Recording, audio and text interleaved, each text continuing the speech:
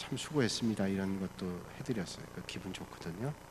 여러분 참 잘하셨어요. 오늘 또 이렇게 우리가 함께 찬양할 수 있도록 또 구역이 빠져주셨네요. 다음 주에 연락하셔서 구역장님들한테, 김상희 권사님하고 성혁 집사님이 구역장인데 다음 주에 한 번 더 확인해서 기회를 주시고 안 되면 그 다음 구역으로 넘겨도 되겠네요. 자, 오늘 말씀 우리가 이제 함께 생각하고 이제 나누고자 하는데, 시험을 참는 자의 복, 오늘 성경에 말씀하고 있죠. 시험을 참는 자가 복이 있대요. 시험을 참는다는 게 뭘까요? 힘들지만 꾹 참는다, 이게 참는 거 아니에요? 시험을 참는 사람은 복이 있대요. 우리가 영어에 그 유혹이란 단어가 다르게 표현되어 있잖아요. 우리가 만나는 어려움들, 그런 어려움들을 시험이라고 얘기하는데, 그게 마귀가 유혹하는 유혹의 시험도 있지만 하나님께서 우리에게 연단하려고 하는 시련의 시험도 있단 말이에요.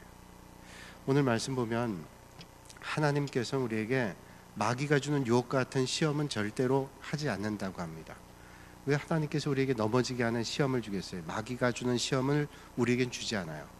우리가 혹시 그런 시험을 만난다고 하면 그건 우리의 욕심 때문에, 우리의 잘못된 사고, 생각 때문에, 행동 때문에 만나게 되는 시험일 수 있죠.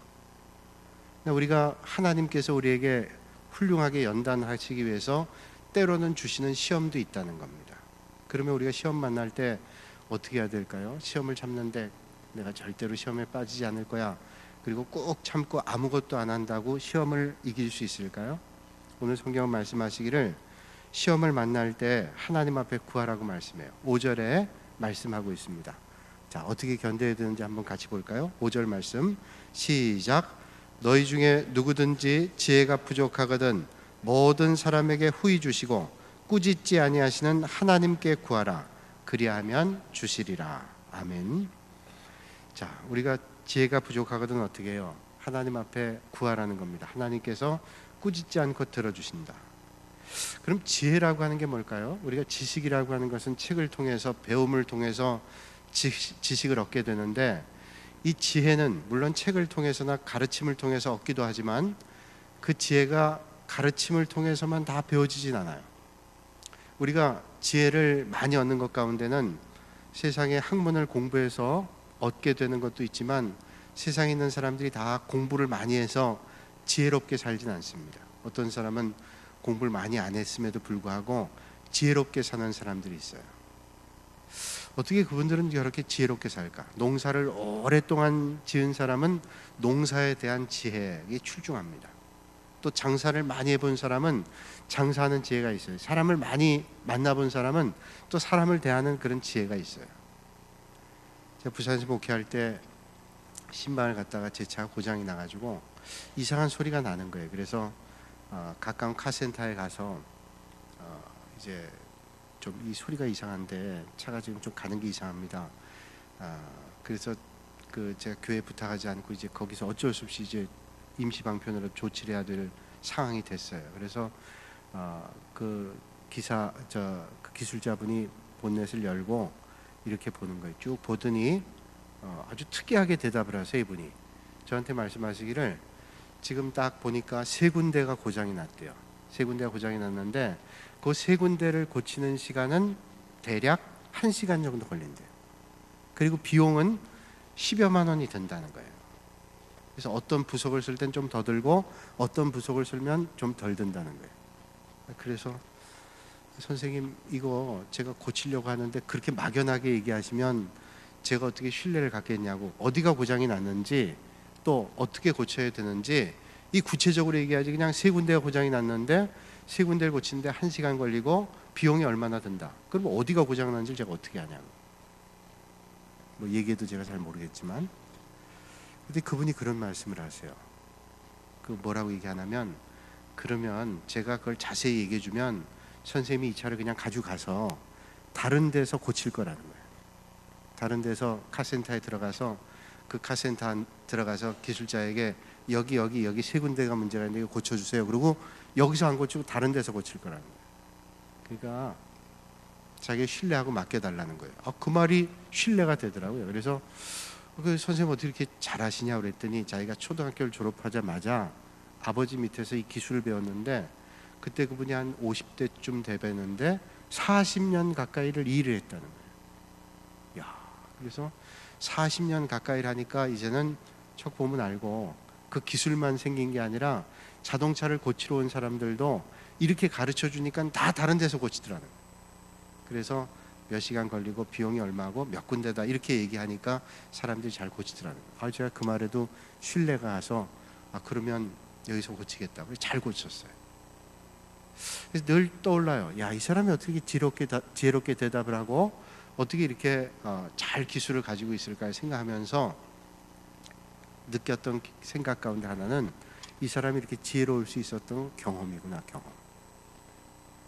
그러니까 여러분, 어떤 책을 통해서나 선생님 통해서 배우는 것도 우리에게 지식을 주고 지혜를 얻게 하지만 그걸로 안 돼요. 우리가 인생에 있어서 여러 분야의 공부가 있겠지만 이런 경험을 통해서 지혜를 얻게 된다. 그것도 우리가 인정할 수 있죠.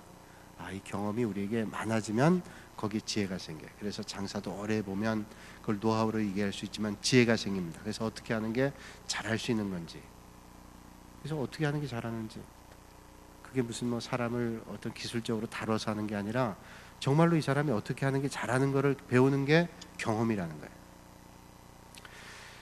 근데 이 경험이라고 하는 것에 또 맹점이 있습니다. 경험이라고 하는 맹점, 경험이 많은 사람의 맹점 뭐냐면 자기가 전부를 안다고 생각하는 착각을 가질 수 있다는 거예요. 그래서 어떤 때는 자기가 이런 걸 많이 경험했기 때문에 이게 내가 최고라는 그런 착각을 할 수 있다는 거예요. 그래서 어떤 때는 분별도 잘 못하고 정말로 어리석은 판단을 할 때가 있어요. 그게 자기가 경험한 게 전부가 아님에도 불구하고 그게 전부라고 착각할 수 있다는 거예요. 지혜라고 하는 게 과연 어디서 오는가? 성경은 말씀하시기를 지혜는 하나님께로부터 온다, 그렇게 말씀해요. 자, 우리가 세상의 지혜는 공부하는 걸로 지식을 얻기도 하고 선생님 통해서 배우는 거 통해서 경험을 통해서 얻기도 하지만 근본적으로 우리가 받게 된 지혜는 어디서 오는가 하면 하나님께로부터 오는 거예요. 여러분, 물고기 잡는 지혜라고 하면 갈릴리 바다에 베드로만큼 지혜가 있었던 사람이 없었을 거예요. 그래서 거긴 물이 맑기 때문에 갈릴리 바다에서 그물을 던지면 낮에는 고기가 잘 안 잡힙니다. 고기가 바보가 아닌 다음에는 그물을 피해가지 잡힐 이유가 없어요. 어두울 때는 안 보인단 말이에요. 이게 어두울 때 주로 고기를 잡는데 밤새도록 베드로가 갈릴리 바다에서 잔뼈가 굵은 사람인데 고기를 못 잡았다는 건 고기가 아예 없다는 거예요. 고기가 없다는 겁니다. 그래서 이제 다 접으려고 하는데 예수님께서 배 오른편에 그물을 던지라, 그 말씀에 순종했어요. 순종했다고 성경에 말씀하고 있잖아요. 내가 밤새도록 고기를 잡았지만 주님께서 말씀하시니까 내가 그물을 한 번 더 던지겠다. 어른이 말씀하시는데, 존경하는 선생님 말씀하시는데 내가 아무리 생각이 옳다 그래도 그거 선생님 말씀 틀렸습니다 이렇게 말할 수 없잖아요. 그러니까 내가 주님 말씀하시니까 그물을 던지겠습니다, 그랬단 말이죠. 그랬더니 정말로 생각 밖에 엄청나게 고기를 잡았어요.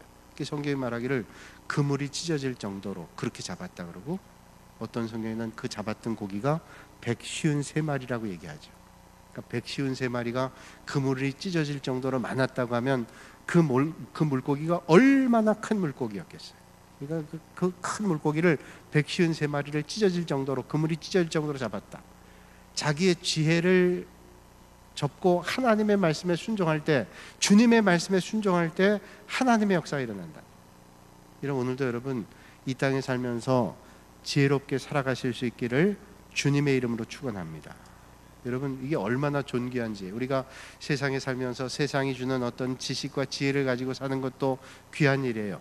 많은 경험을 통해서 어떤 분야의 일가견을 가지고 있는 것도 귀한 일입니다. 그런데 그거 가지고 안 돼요. 우리가 믿음 생활할 때는 그것만 가지고 안 됩니다.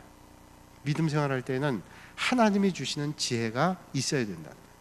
믿음 생활할 때도 하나님 주시는 지혜를 가지고 믿음 생활하면 어려움을 만날 때에도 하나님 주시는 지혜로 이겨낼 수 있어요. 근데 지혜를 어떻게 얻게 되는가 하면 오늘 말씀 보니까 아까 우리 함께 읽었던 말씀에 기도하라는 겁니다. 하나님 앞에 지혜를 구하기 위해서 기도해야 돼요.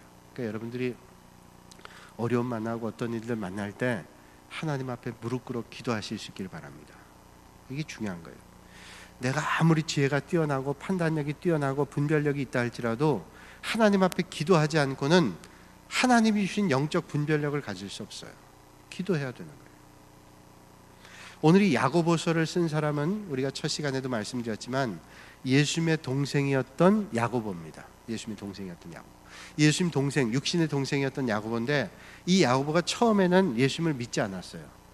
같은 뱃속에서 나왔는데 하나님의 아들이라는 게 믿겨졌겠어요?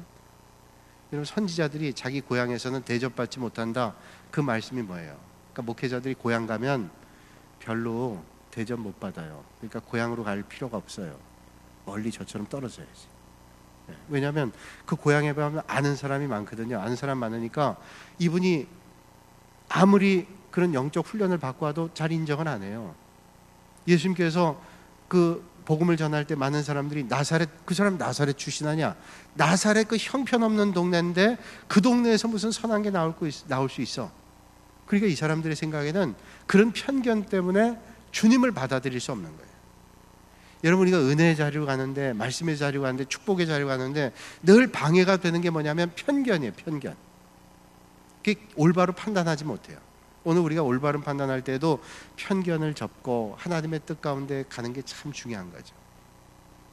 제가 예전에 대학 다닐 때 중등부 교사를 했는데 그때 제가 참 어떤 선생님에게 은혜를 많이 받았어요. 그 선생님 말씀하시기를 이제 연말이 되면 이제 반이 바뀌면서 이 아이들을 올릴 때 있는데 교사할 때 그랬어요.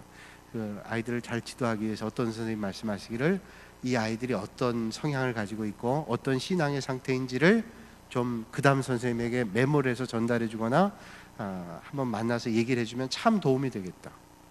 모든 사람들이 맞다, 그 참 좋다 생각했어요. 왜냐하면 그 아이를 지도할 때 기도하면서 그 아이의 어떤 것들을 알면 참 좋잖아요. 그랬어요. 많은 사람들이 맞다고 생각했어요.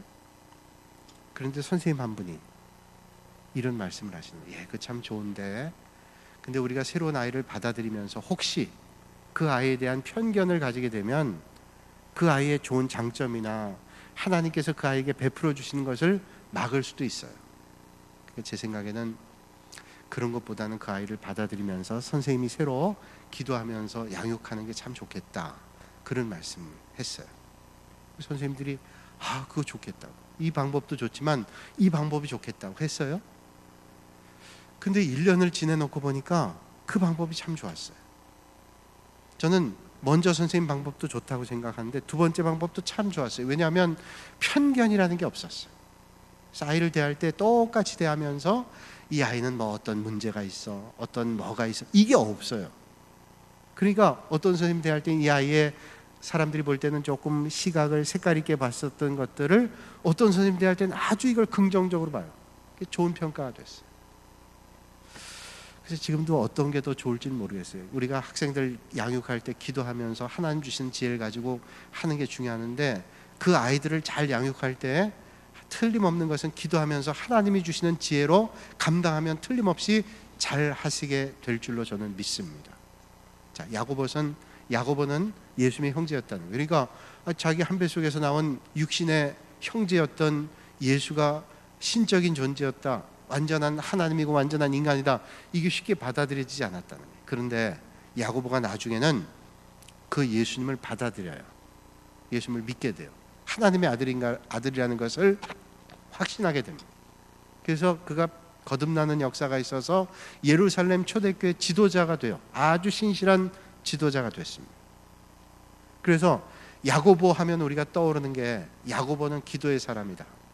그래서 야고보를 말하기를 낙타의 무릎을 가지고 있는 사람, 그렇게 얘기해요. 낙타 무릎, 왜 낙타 무릎이에요? 날마다 무릎 꿇어 기도하는 게 낙타의 무릎과 같다는 거죠. 낙타를 보신 분들이 많을 거예요. 낙타는 무릎이 얼마나 딱딱한지 몰라요. 무릎이 너무너무 딱딱합니다. 딱 사람을 태울 때도 무릎을 딱 꿇어서 사람을 태워요. 키가 크니까 낙타가 무릎을, 앞 다리를 두 개를 딱 구부립니다. 그럼 그 구부른 무릎 마디가 마치 발바닥, 그 코끼리 발바닥 같아요. 그래서 딱 무릎 꿇으면 사람이 거기에 올라타요. 그러니까 얼마나 기도했는지 야고보의 기도는, 야고보는 무릎의 사람, 야고보하는 무릎의 사람, 기도의 사람이었다는 거죠. 그러니까 야고보 1장 1절에 하나님과 주 예수 그리스도의 종 야고보는 이렇게 얘기합니다. 우리가 첫날 첫 시간 공부할 때 야고보가 자기를 소개할 때 하나님과 주 예수 그리스도의 종 야고보는 이렇게 시작했단 말이에요. 야고보가 세상적으로 얘기하면 할 것 많아요. 내가 예수의 형제인 야고보다 이렇게 얘기할 수도 있고, 초대 예루살렘 교회 지도자였다라고 얘기할 수도 있어요. 근데 자기를 얘기할 때 자기는 하나님과 주 예수 그리스도의 종 야고보다 이렇게 말씀했어요. 이는 기도의 사람이었고 야고보는 겸손의 사람이었어요. 세상의 어떤 꼬리, 세상의 어떤 나에게 붙어있는 어떤 상표, 브랜드 이런 거 드러내기를 원하지 않았어요. 오직 자기는 하나님과 예수 그리스도의 종이다, 나는 주님 앞에 그런 종이다라는 것을 선언하면서 주님의 일을 했어요. 거기 뭐 여러 가지 수식어가 붙을 수 있잖아요. 난 뭐 이것도 했고 저것도 했고 그런 거 안 붙였다는 거예요. 어떻게 이럴 수 있었을까요? 그 사람이 기도의 사람이고, 그래서 하나님 주시는 영적인 은혜를 받아서 겸손의 사람으로 주님의 일을 감당하게 됐다는 거죠. 여러분, 시련을 만나고 시험을 만날 때 야고보처럼 먼저 무릎 꿇어 기도하실 수 있기를 주님의 이름으로 축복합니다. 우리가 이 세상 살면서 다 시험을 만나요. 전혀 생각지 못한 시험을 만날 때도 있어요. 그래서 참 말이라는 게 조심스러운 게, 어떤 때는 덕이 되게 얘기하는 것도 상대방이 들을 때는 오해할 수도 있어요. 그래서 이 말이라는 게 참 무섭구나 하는 생각을 저는 종종 해봅니다. 제가 언젠가도 그런 말씀 한번 드렸는데, 참 이거 어처구니 없는 일들을 당할 때도 있어요. 제가 부산에서 목회할 때인데, 권차례를 이제 우리 부교육자들을 제가 주로 인도를 했는데, 권차례 할 때 광고할 때 이런 광고를 했어요. 여러분, 혹시 갑작스러운 상을 당하면 얼마나 당황이 되시겠어요? 그러니 당황하지 마시고 꼭 교회로 연락하세요. 교육자들에게 연락하세요. 그러면 저희들이 잘 도와드리겠습니다. 잘 도와드리겠습니다. 보통 이제 다른 분들의 상을 겪을 때는 덜해도 자기 가정이 그런 일을 만나게 되면 너무 당황스러운 게 당연히 나거든요. 그러니까 목회자들은 많이 겪으니까 말씀해 주시면 뭐 모든 걸 다 도와드리겠다고 그렇게 했어요. 그러면서 제가 교회로 연락하시면 뭐 우리 교회 뭐 여러분들이 계시니까 많이 도와드릴 수 있겠다 그랬는데, 교회에서 우리는 이제 없기 때문에 말하기가 좀 수월한데, 장례 일을 하시는 분이 있어요. 직업으로 장의사분이 계셨어요. 장의사. 이분이 정말 목회자들에게 잘하고 교회를 잘 섬기는 그런 분이었어요. 그분이 저에게도 아주 우호적이고 많이 도와주셨던 분이에요. 그래서 교회로 연락하면 대부분 이제 그분이 장례를 하시고 그랬는데, 그 집사님 한번, 목사님 한번 뵀으면 좋겠어요 그러더라고요. 그래서 그분 만나서 나쁜 일이 별로 없기 때문에 뭐 만나는 거 기쁜 마음으로 만났어요. 근데 그분이 말씀하시기를 목사님 섭섭해요. 왜요? 그랬더니 목사님 왜 교회로 연락하라 그러셨어요? 상이 나면. 그럼 어디로 연락해요? 교회로 연락하면 우리가 다 도와드리는데. 그랬더니 목사님 혹시 교회 관리 집사님 그 형이 장의사 하는데 거기 연결해 주시려고 그러세요? 야, 나는 그 교회 관리 집사님 형이 장의사인지도 몰랐어요. 그분이 얘기해서 난 그때 처음 알았어. 이 동일 업종에 있는 사람들은 이렇게 미묘하구나, 다 알고 있구나 그거를. 그때 제가 처음 듣고는 사람이 이게 시험이 올라 그러면, 이렇게 오해가 한번 올라 그러면 이게 참 그렇겠구나. 그래서 제가 말문이 탁 막히더라고요. 너무 실망스럽고 답답해서. 근데 제가 어떻게 실망스럽고 답답하다고 얘기할 수 있겠어요? 내가 도와주면 당신을 도와주지 내가 알지도 못하는 사람 도와주겠냐. 속에선 그런 마음이 들어도 그렇게 얘기는 못하겠어요. 근데 솔직한 마음 그랬어요. 그러면서 집사님 그렇게 생각하지 마세요. 어느 목회자가 어떤 사람을 일방적으로 도와주겠어요? 그거는 그렇게 생각하시면 안 돼요. 그리고 제가 설명할 수 있는 대로 다 설명하고 그리고 기도했어요. 그러면서도 마음이 좀 걱정이 됐어요. 이분이 또 상처가 깊어서 그러면 어떡할까. 근데 다행히 그 다음부터 회복이 돼가지고 그 오해가 말끔해졌어요. 그걸로 딱 해결됐어요. 다행이잖아요. 그래도 그분은 와서 내가 목사님 신뢰했는데 이런 거 보니까 내가 이해가 안 돼서 설명을 요구했단 말이에요. 근데 대다수 분들은 그렇지 않잖아요.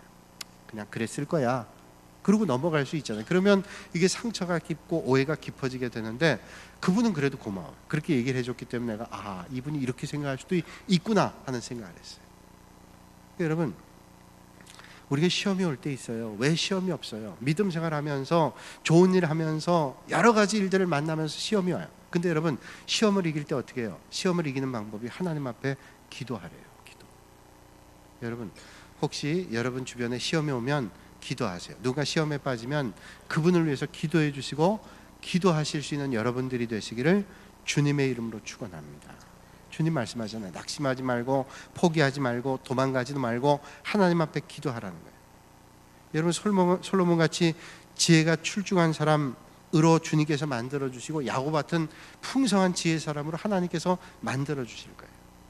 우리가 하나님께서 우리를 빚으실 때 한 번도 그냥 중요한 일을 단번에 만드시지 않아요. 계속 우리를 훈련하셔서 만드시는 거예요.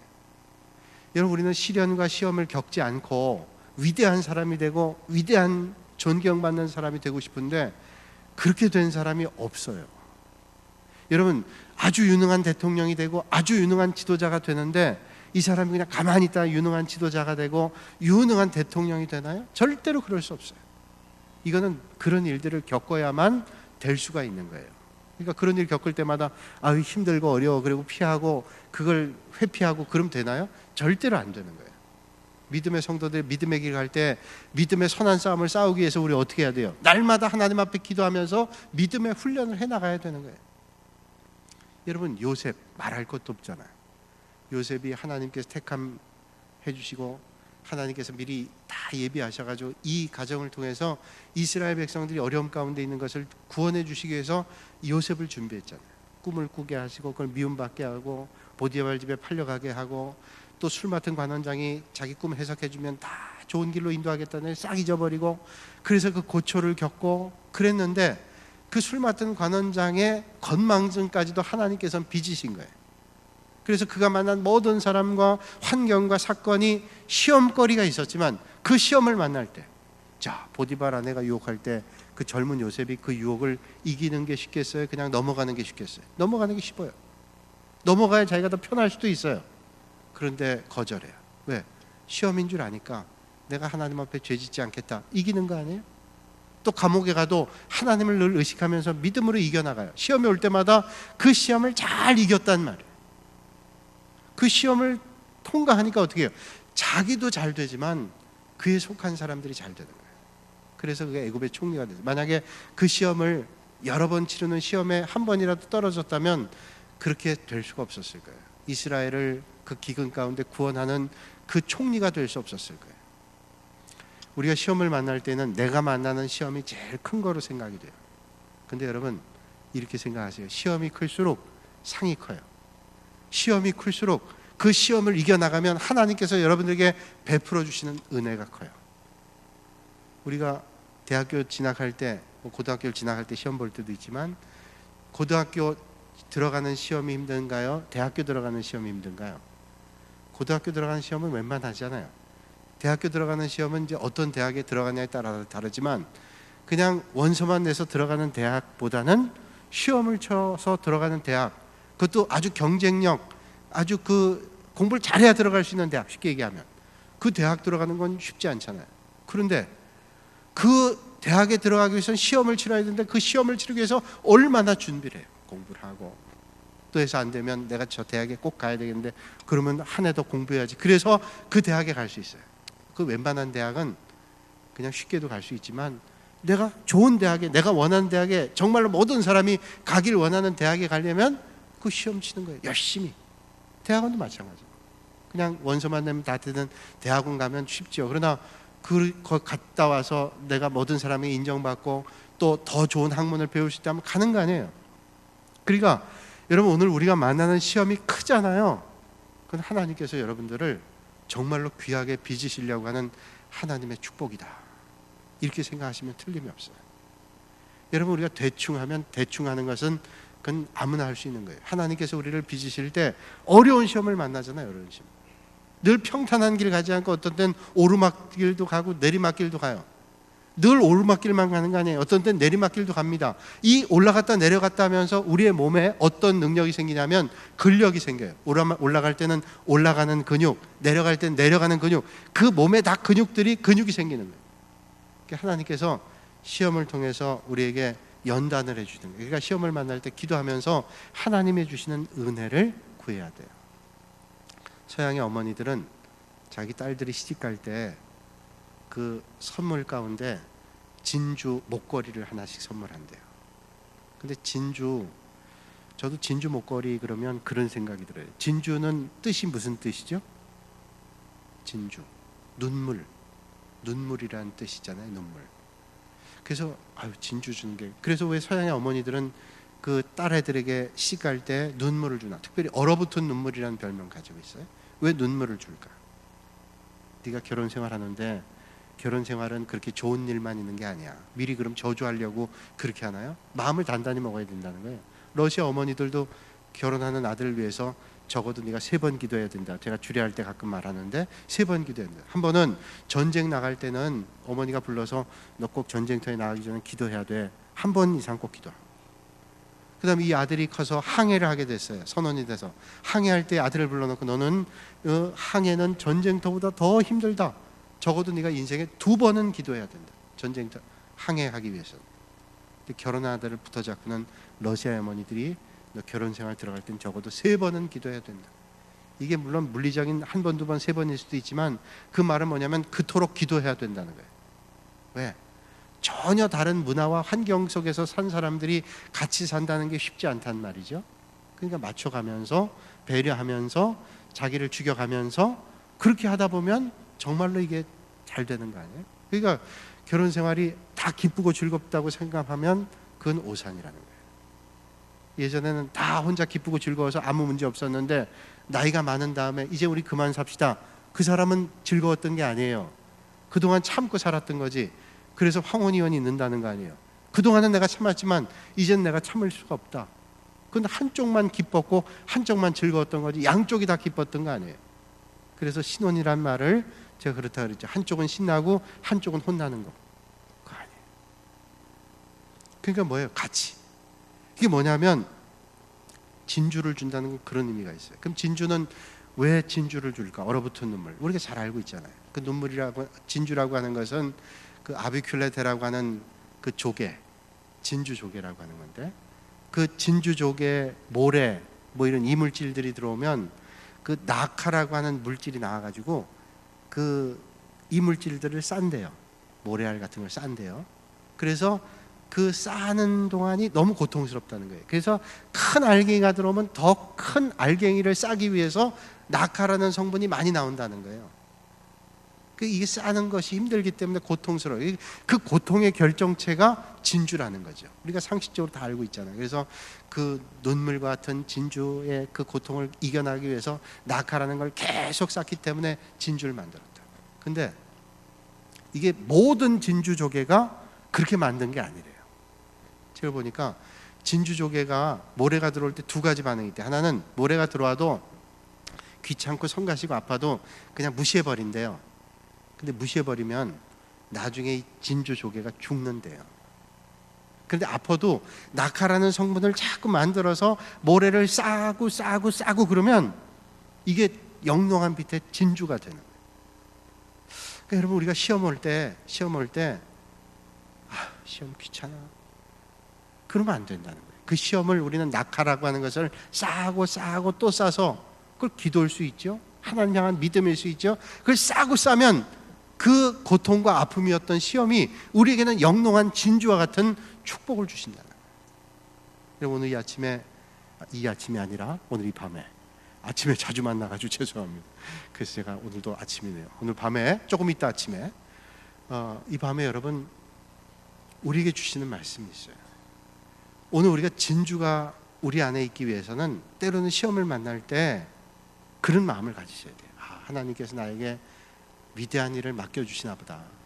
나는 그냥 소시민으로 살고 싶은데 이건 하나님의 뜻이니까, 그러니까 그 연단의 기회를 겪는 거예요. 하나님께서 오늘 이 자리에 믿음의 길 걸을 때 어떤 때는 내가 왜 이렇게 힘들게 믿음의 길 걸어야 돼. 하나님께서 여러분들 진주로 빚으셔서 여러분들의 그 영롱한 빛을 통해서 누군가 주님을 만나게 하려고 하는 축복일 수도 있단 말이에요.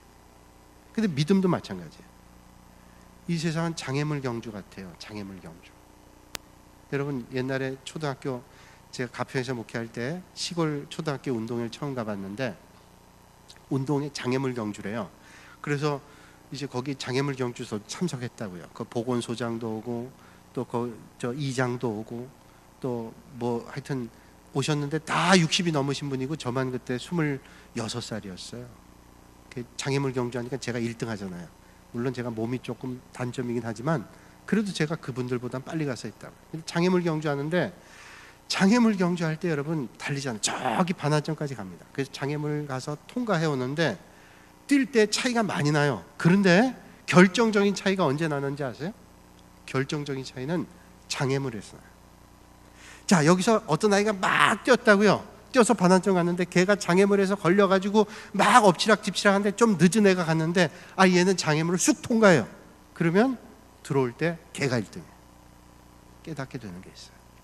우리 인생에 시험이 있잖아요.